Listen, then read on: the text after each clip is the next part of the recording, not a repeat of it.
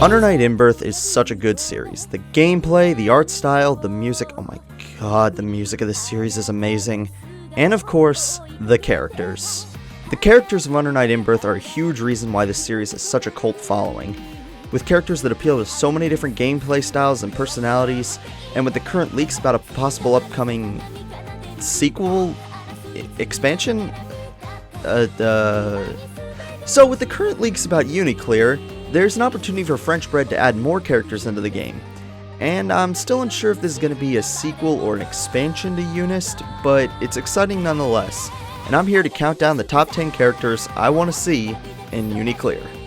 Now before we get started, I do want to say that I don't believe that there's been enough time or resources to add all of these characters into the roster. These are just some that I feel have some possibility where they could become playable characters. I also want to stress the fact that this is my list, and I personally get a huge amount of enjoyment out of the story mode, so I'll be tackling this list much more in terms of story than in terms of gameplay. I also want to add that this is my own personal list. If your favorite character doesn't show up, don't worry about it. These are just characters that I personally want to see. With that said, let's get started with the top 10 characters I want to see in Under Night In-Birth EXE Late Clear.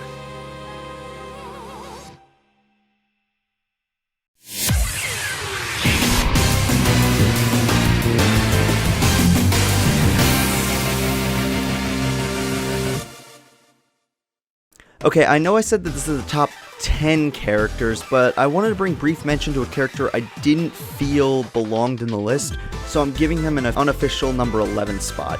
In previous games of the Under Night series, we got a few guest characters that have shown up, and both Eltnum from the Melty Blood series and Akatsuki from Akatsuki Blitzkampf have become fan favorites in the roster. So while I personally don't think we're going to get another guest character to add it to the roster, I don't want to rule out any possibility. And if I had to pick a character that I think is the most likely inclusion, I would have to give the spot to Philia from Skullgirls. Now again, I don't think we're going to get another guest character, but a few years ago there was an art trade between the Under Night and Skullgirls series that had art pieces of Philia done in the Under Night art style and Yuzuria done in the Skullgirls art style. This is probably just a friendly exchange of art between the developers rather than any outward hint that there's going to be a crossover, and I don't know too much about Skullgirls, but if this is a subtle hint at Philia becoming a guest character, I'd be down for it. We'll just have to wait and see. Alright, now that we got that out of the way, let's start the actual list.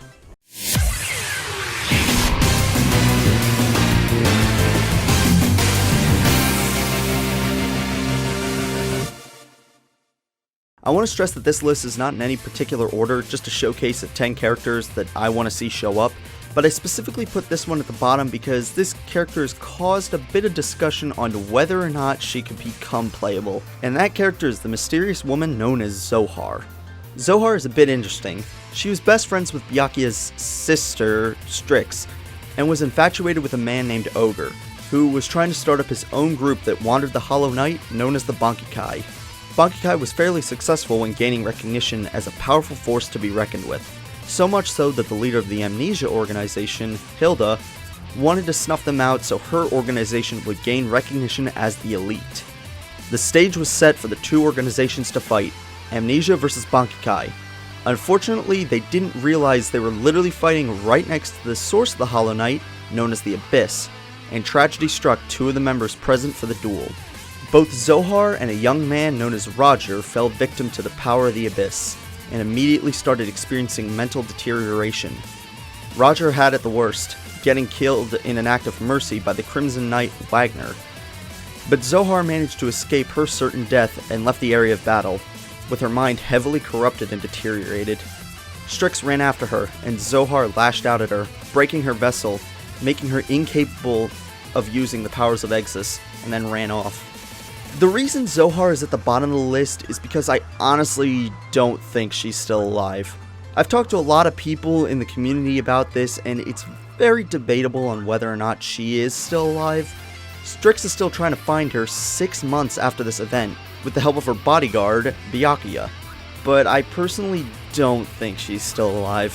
If she is still alive and they make her playable in UNICLR, they could probably design her moveset to be very unga and monstrous, kind of like Merkavo but with creepy imagery of a human lashing out with the fury of a monster. I honestly think it could be pretty cool, but again, I doubt she's even alive.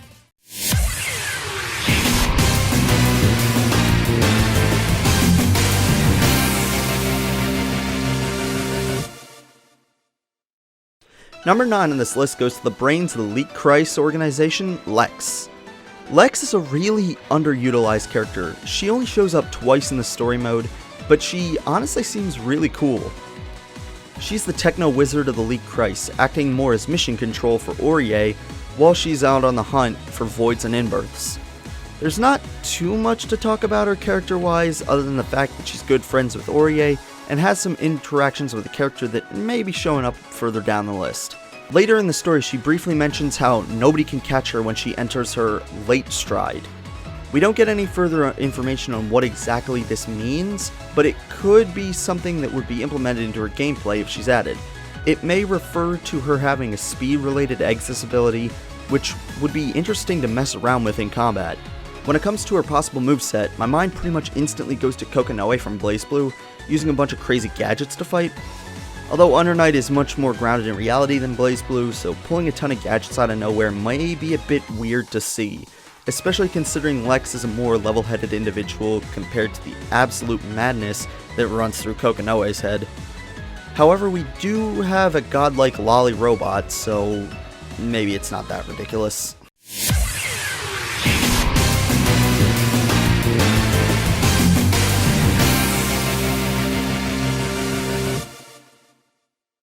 Okay, so I already mentioned Lex, but there's a lot of possible choices for inclusions from the Elite Christ. It's the organization we see the most of in the story. There's a lot of members of the Elite Christ other than Aurier, Mika, Wagner, and Lex. And number 8 on this list goes to their coordinator, Silvaria. There is some confusion on her name because in a popular article on Shoryuken that will be linked in the description showing off possible characters that could have shown up in UNIST, this character is listed as Zenith. But when UNIST came out, her official name was changed to Silvaria, with Xena being her alias. When writing this, I originally tripped up and thought they were two different characters, and I talked to a few other people to find out that I wasn't the only one who thought they were different characters. Anyway, Silvaria is the second in command in the Elite Christ and owns the title of First Executor. Silvaria is strict with the treatment of the members she looks over in the Elite Christ, but shows a great deal of compassion and understanding for them, placing a great deal of trust in both Aurier, Wagner, and even Mika. Her appearance in Chronicle mode was solely in Mika's story, where Mika is torn between her mix of respect and fear of Silvaria and her disagreement of being punished for the over-the-top and ridiculous actions she takes. Mika is extremely scared of Silvaria because of just how powerful she is with Exis. As for gameplay, she uses a book as her main weapon, which I feel like could lead to an interesting dynamic with Chaos, who also uses a book to summon creatures. How Silvaria uses a book as a weapon is unknown, but it most likely differs from how Chaos uses books, and if I had to speculate, I would honestly guess she uses books in a manner similar to Zexion from Kingdom Hearts, but that's just a guess on my part.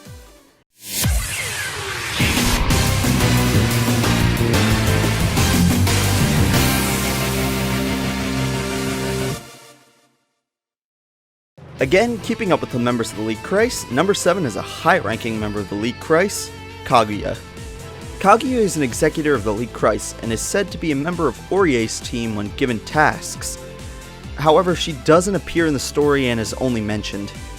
An image of her appears at the end of Aurier's arcade mode, and as this image came from the original arcade version of Under Night, this image is actually the first appearance of Kaguya, Lex, and Mika.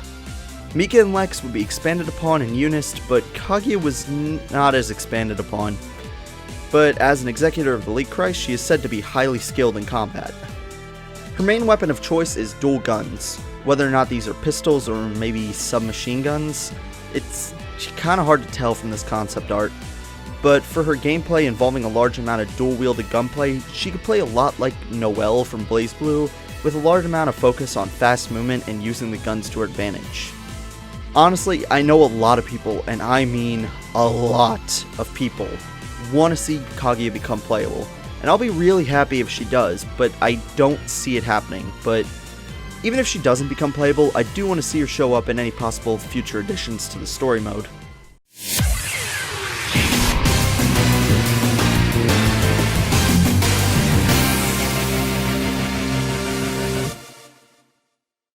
final member of the Elite Christ I want to talk about is the one that has so much lore behind her, and yet we don't see her at all, and I really and truly wish we could.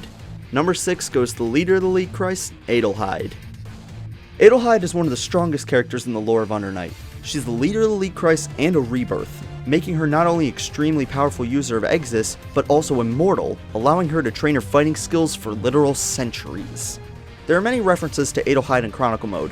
Many of the members of the Elite Christ state that they think highly of her and respect her, but others, such as Wagner, are unimpressed.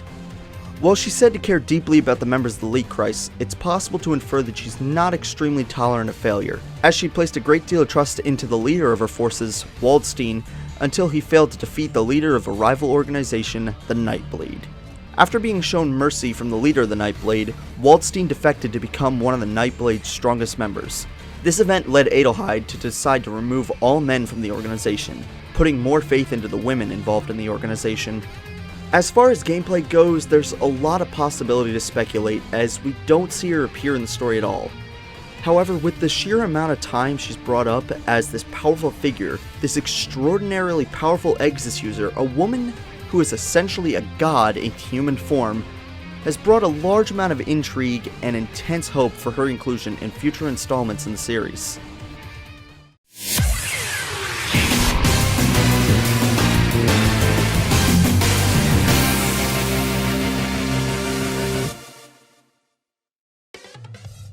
Alright, to move away from the Elite Christ, and the ST expansion to Under Night added in a new organization that had never been mentioned before, the Existence Force Guardians, otherwise known as the EFG. And number 5 on this list goes to one of the coordinators of the EFG, Komatsu. The EFG is made up of students from a high school in Kansakai, with the express intention of helping others who become inbirths learn how to control their powers as well as protecting them from void attacks. While it's said they have a lot of members, in the story we only see 3. Phonon aimed to gain the powers of Exis herself, but became frustrated when she couldn't use them properly, until she was brought in to join the organization and was given a weapon void, which, utilizing the powers of Exis, allows a void to transform into a usable weapon based on the wielder's personality. In Phonon's case, it becomes a whip. Phonon was given her weapon void by a higher up in the organization, which, spoiler alert, will be on this list a bit later. But let's just say Komatsu was not comfortable when Phonon was given the weapon void, especially after seeing a few sadistic tendencies arrive out of her, and then was kind of justified when Phonon walked out on the EFG.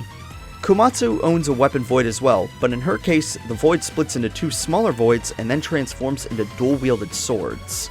Her Exis is a complete unknown at this point, so the developers have free reign to do whatever they want for her powers. I know that we already have a dual sword wielder with Linnae, but I feel like there's a lot of potential for different gameplay styles that differ from Linnae, potentially having her play somewhat similar to Sho Minazuki from Persona 4 Arena. I know there's not too much to talk about with Komatsu because she's a total unknown at this point, but this is my list and I thought she was cool in the story despite not having too much focus put on her, so I want to see her become playable.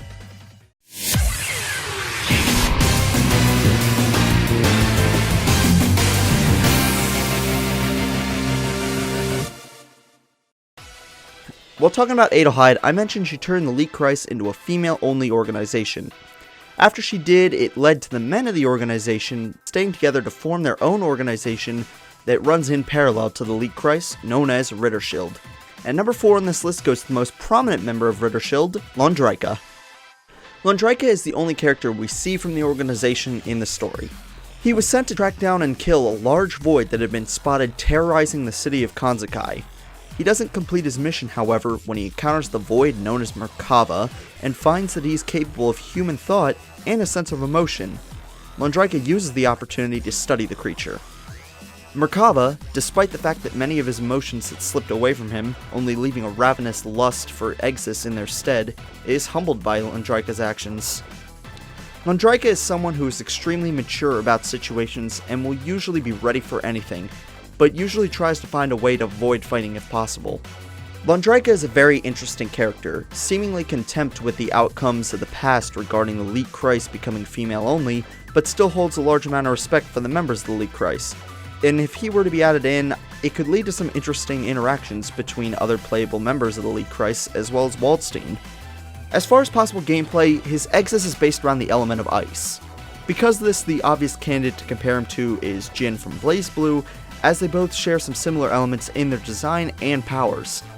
Although Londraika uses a staff instead of a sword like Jin, so he may also have a few elements similar to Mai Natsume from BlazBlue. Londraika actually has a character select screen art portrait, and even some files in the game alluding to a planned arcade mode where he had interactions with Phonon, Nanase, and Waldstein. A lot of people believe that he would become a DLC character for UNIST, and with UNICLR on the horizon and the subtitle logo literally stating "The Ice Coffin Quietly Lies," I have little doubt that he will become a playable character.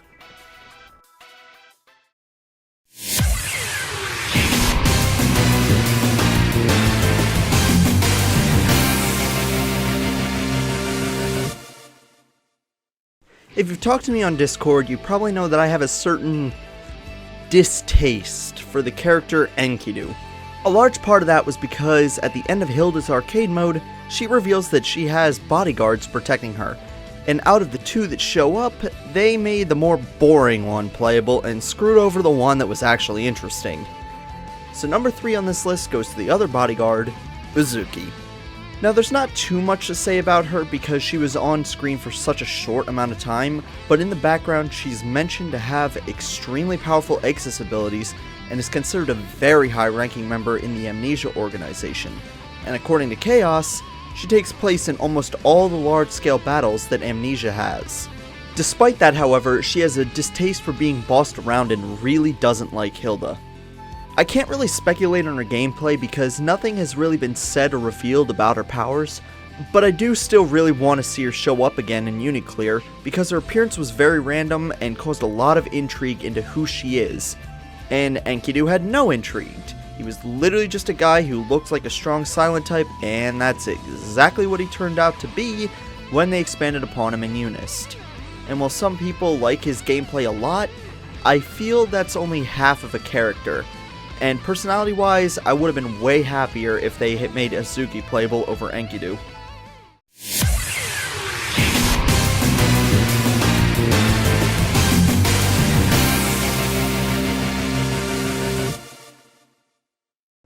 I spoiled it earlier, and now here he is. The number 2 spot on this list goes to the vice leader and one of the main coordinators for the EFG, Tsurugi.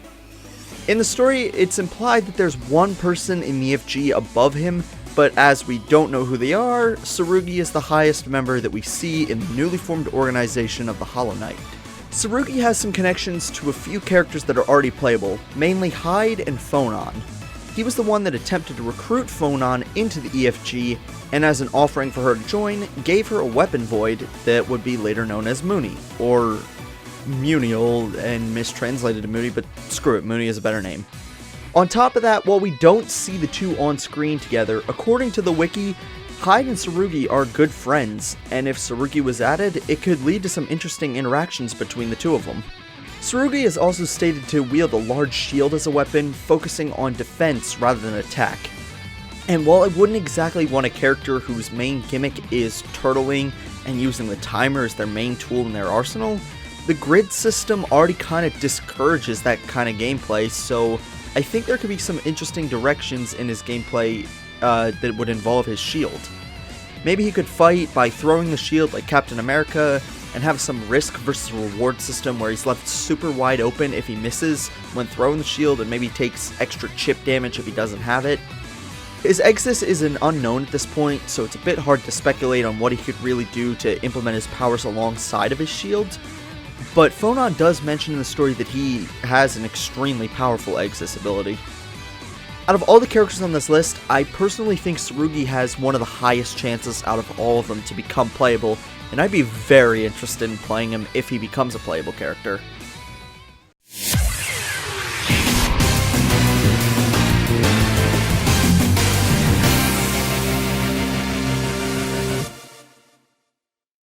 There is no character more deserving of the top spot on this list than the Man of Eternity himself, Kuen. According to the history of the Hollow Knight given by Batista, Kuen was the leader of the Nightblade during the time of the war between the Nightblade and the Leet Kreis. Because of his role as the leader, he was the one to step up and do battle with the leader of the Leet Kreis forces, Waldstein. a large wave of Exis surged throughout the battlefield and into Waldstein's body. He almost perished, but thanks to the overseer of the battle, Batista, a sword was crafted out of one of her wings and given the name Insulator.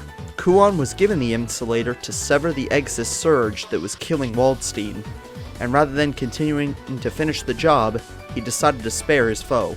Despite the battle between Lichtkreis and Nightblade being put on hiatus as Waldstein defected from the Nightblade after being inspired by his act of chivalry, the fighting was not done yet, as there was infighting amongst members of the Nightblade because of clashing ideologies about the nature of Exis.